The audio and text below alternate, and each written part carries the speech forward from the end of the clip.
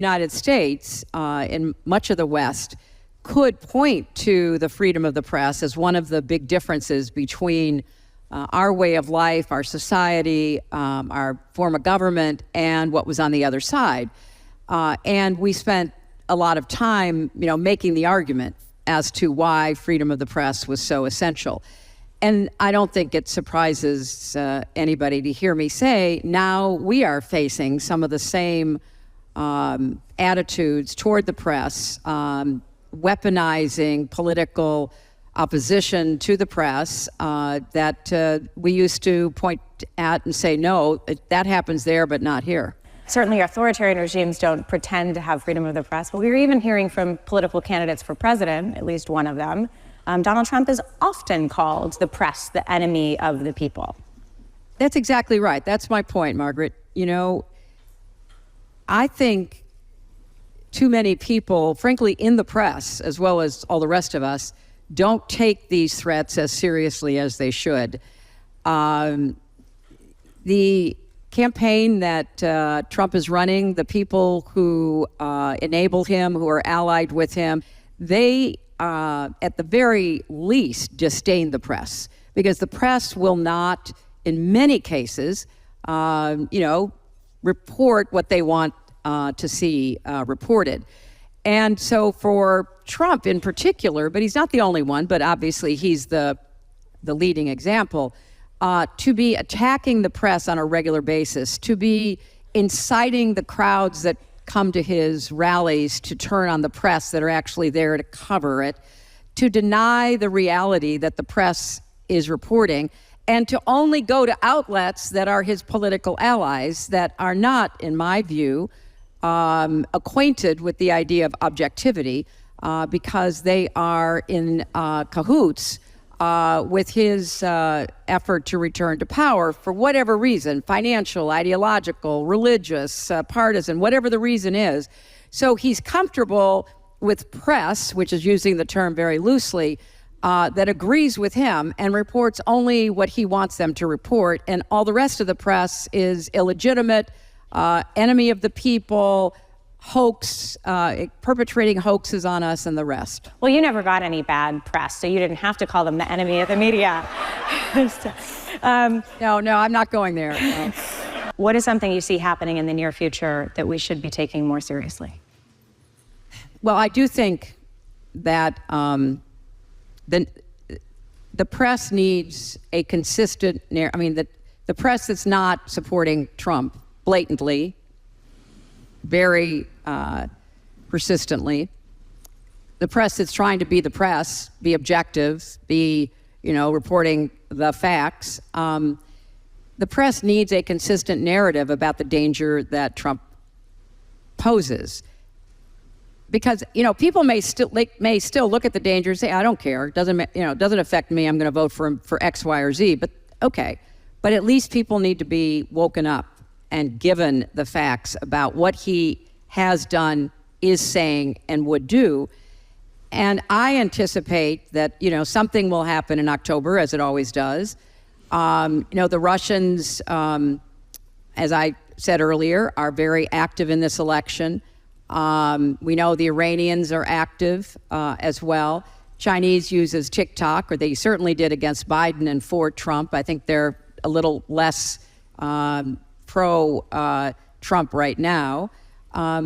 So you look at where people get their information, and they get their information largely from social media. And so the campaign is doing the best job it can to combat that, combat both domestic and foreign false disinformation. But I anticipate there will be a full court press in October. The digital airwaves will be filled. And why does that matter? Because the press that is pro-Trump anyway, oftentimes stories are put on digitally that then are picked up by, let's say, at Fox and others. And then those stories are stories, so the mainstream press reports on them, and so that story then takes on a life of its own. There will be concerted efforts to distort and pervert Kamala Harris, who she is, what she stands for, what she's done. Putin. who is now waging war on Ukraine and has aspirations to reassemble the Soviet bloc. The Republican Party's posture has changed vis-a-vis Russia, which you write about in your new book. You mentioned Representative Mike McFaul, the Republican chair of the House Foreign Affairs Committee, saying, quote, "Russian propaganda has made its way into the United States and fortunately infected a good chunk of my party's base."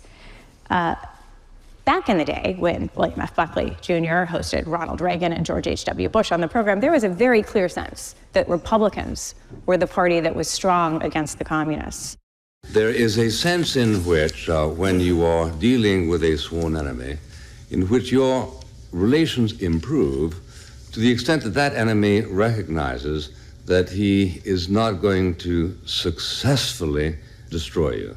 I think that as long as Ronald Reagan or his successor, George Bush, are in the White House, there will not be a nuclear initiative by the Soviet Union, because there is no doubt what our response would be.